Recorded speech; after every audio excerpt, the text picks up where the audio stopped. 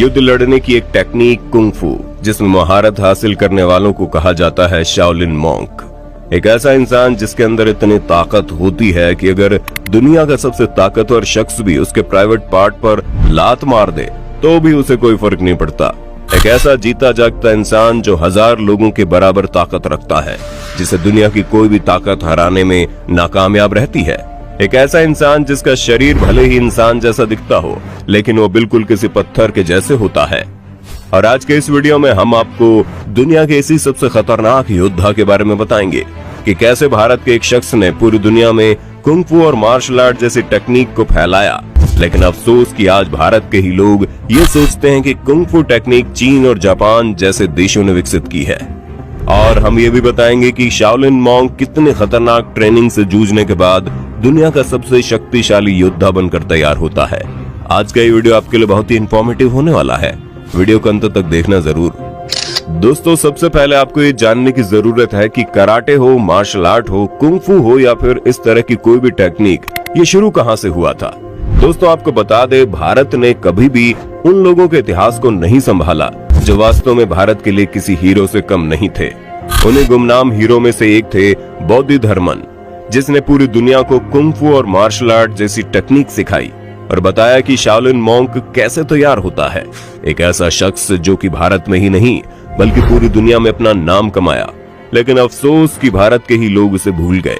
आज भी बोधिधर्मन नाम के उस शख्स की चीन और जापान जैसे देशों में पूजा की जाती है। आज चीन के शाओलिन टेम्पल को मार्शल आर्ट सीखने के लिए सबसे अच्छी जगह माना जाता है और यहाँ दुनिया भर से लोग भी आते हैं। आज के समय में बहुत से लोग समझते हैं कि मार्शल आर्ट चीन और जापान जैसे देशों ने इजाद किया है, लेकिन ऐसा बिल्कुल नहीं है, क्योंकि जिस शख्स ने मार्शल आर्ट को जन्म दिया वो है बोधिधर्मन। दोस्तों, आपको बता दे, बोधिधर्मन जन्म से ही साधु नहीं थे और न ही वे किसी बौद्ध साधु के वंशज थे। असल जिंदगी में तो बोधिधर्मन एक रईस राजकुमार थे और कहा जाता है कि बोधिधर्मन दक्षिण भारत के पल्लव राजवंश में जन्मे थे। उनके पिता कांचीपुरम के राजा थे और बचपन से ही बोधिधर्मन के पास असीमित दौलत थी और उन्हें किसी भी चीज की कमी नहीं थी। ऐशो आराम के साथ वे अपना पूरा जीवन बिता सकते थे, लेकिन उन्होंने ऐसा नहीं किया। उन्हें बौद्ध साधुओं का सरल जीवन और आंतरिक शक्ति ढूंढने का प्रयास अच्छा लगा, इसलिए उन्होंने कम उम्र में ही राजपाट त्याग कर बौद्ध साधु बनने का निश्चय किया। महज 22 साल की उम्र में ही इन्होंने आयुर्वेद, सम्मोहन, मार्शल आर्ट और पंच तत्वों को काबू में करने की विद्या हासिल कर ली। उन्होंने दिव्य शक्तियों को भी हासिल कर लिया और जब इन्होंने मोक्ष की पहली अवस्था को प्राप्त किया, तब इनके गुरु ने इन्हें सत्य और ध्यान के प्रचार प्रसार हेतु चीन की तरफ भेज दिया। कई सालों के कठिन परिश्रम के बाद बोधिधर्मन चीन के नानयन गांव पहुंचे। इस गांव के ज्योतिष द्वारा भविष्यवाणी की गई कि गांव पर एक बहुत बड़ा संकट आने वाला है और उसी बीच बोधिधर्मन उस गांव में पहुंच गए। गांव वालों को लगा कि यही वो शख्स है जो इस गांव के लिए संकट लाने वाला है, इसलिए गांव वालों ने बोधिधर्मन को गांव से बाहर निकाल दिया। कुछ ही समय बाद उस गांव में एक भयंकर महामारी आ गई, जिसकी वजह से गांव के कई लोग मरने लगे। गांव के लोगों को डर लगने लगा कहीं ये महामारी और ज्यादा न बढ़ जाए, इसलिए जो भी बीमार आदमी था उसे गांव से बाहर कर दिया गया। लेकिन क्योंकि बोधिधर्मन आयुर्वेद को भी बहुत अच्छे से जानते थे, उन्होंने गांव से बाहर निकाले गए उन सभी बीमार लोगों का इलाज करके उन्हें स्वस्थ कर दिया। जब गांव के लोगों को पता चला कि वो व्यक्ति संकट नहीं बल्कि संकट हरता के रूप में सामने आया है, तब उन्हें गांव में शरण दी गई। बोधिधर्मन ने गांव के समझदार लोगों को जड़ी बूटी कूटने और पीसने में लगा दिया और इस तरह उन्होंने पूरे गांव को झट से सुविधा उपलब्ध कराकर महामारी से बचा लिया। ये संकट खत्म होते ही गांव पर कुछ हैवान और लुटेरों का आक्रमण हो गया। ये लोग गांव के लोगों को मारने लगे और लूटपाट करने लगे। पूरे गांव में कत्लेआम होने लगा था। गांव वालों को लगता था कि बोधिधर्मन सिर्फ चिकित्सा के बारे में ही जानते हैं, लेकिन किसी को भी नहीं पता था कि उस शख्स के अंदर कितनी असीमित ताकत मौजूद है। बोधिधर्मन ने मार्शल आर्ट और सम्मोहन के बल पर अकेले ही हथियारबंद लुटेरों को हरा दिया और उन्हें भागने पर मजबूर कर दिया। गांव वालों ने बोधिधर्मन को उन लुटेरों से अकेले लड़ते हुए देखकर चौंक गए। चीन के लोगों ने लड़ने की ऐसी कला आज तक नहीं देखी थी और इसी कारण बोधिधर्मन का सम्मान और भी बढ़ गया। इसके बाद से लोग बोधिधर्मन के द्वारा उस कला को सीखे और पूरे चीन और जापान में फैला दिए। दोस्तों अब आप सभी के मन में सवाल जरूर होगा कि दुनिया के सबसे खतरनाक योद्धा शाओलिन मॉन्क की ट्रेनिंग कैसे की जाती है।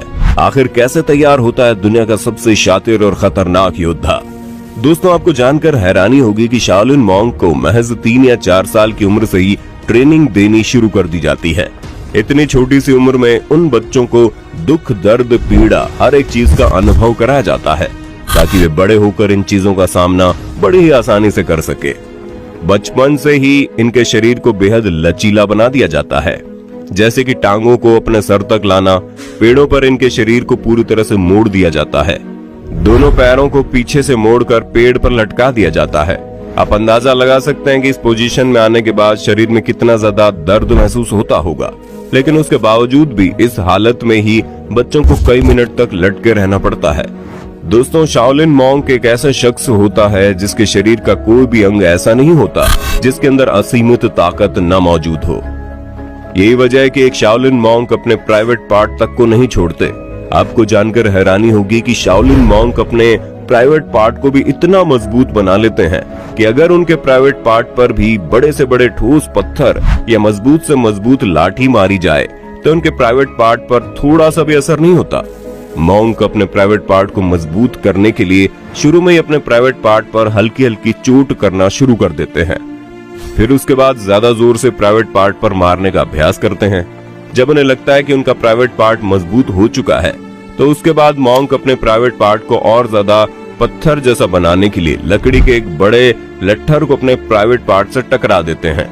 शाओलिन मॉन्क को ट्रेनिंग के वक्त सिर्फ एक ही बात अपना दिमाग में रखनी होती है कि उनके शरीर का एक छोटा सा छोटा अंग भी ऐसा नहीं होना चाहिए जो कमजोर हो। यही वजह है कि शाओलिन मॉन्क अपने शरीर के हर एक मसल्स को स्ट्रॉन्ग करने के लिए शरीर के हर एक हिस्से पर लाठी से चोट पहुंचाते हैं।